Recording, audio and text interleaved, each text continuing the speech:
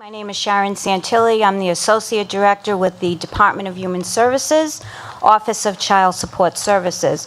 And I've served in this capacity for the past 30 years, so I know a little bit about child support and paternity issues, and in particular the voluntary acknowledgment program.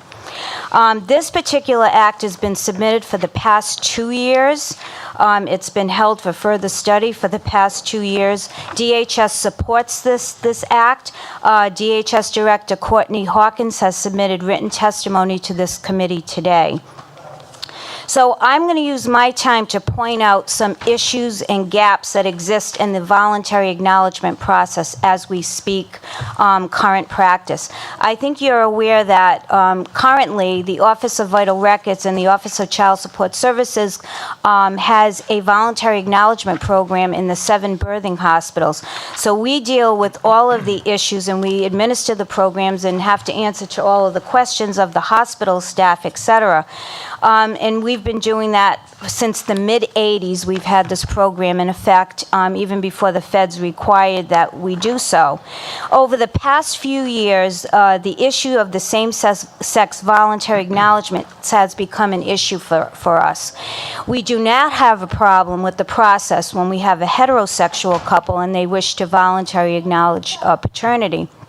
The issue arises and poses a problem for the hospital staff when there is a same-sex unmarried relationship. We know that the presumption applies in a married situation. If a child is born of a marriage, it's not an issue for the hospital staff.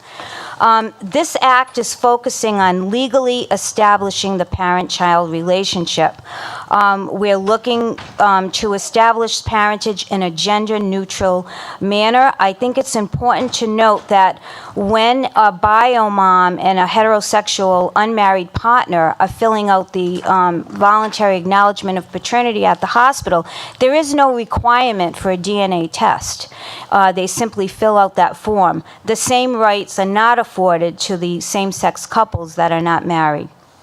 So we can't really advise the hospital staff of how to handle these particular cases except to say the bio mom's name will be on that birth certificate and then they have to go through the expensive process of the adoption. This act also provides for governing gestational and genetic surrogacy agreements. And even though child support is not directly involved in these agreements, we deal with the after effects, the relationship and the outcomes. Currently, the situation that we have when there's a gestational surrogate is that person is not the intended parent, but yet that person at this time is listed as the mother on the birth certificate. The intended parents are not permitted to add their names to the birth certificate. Several years ago, and I think Lise will talk about this a little bit more, we had what was called the pre-birth order. So they would take that order from the court, which would allow the parents' names to be added to the birth certificate at the hospital. That's no longer being done at family court. So it's leaving us without a remedy in those particular situations. This act also deals with the choosing the last name of the child. Right now, we are having an issue with the state law that conflicts with a court case in Rhode Island, and those signing the voluntary acknowledgement should be able to name the child any last name that they want, and this act would address that.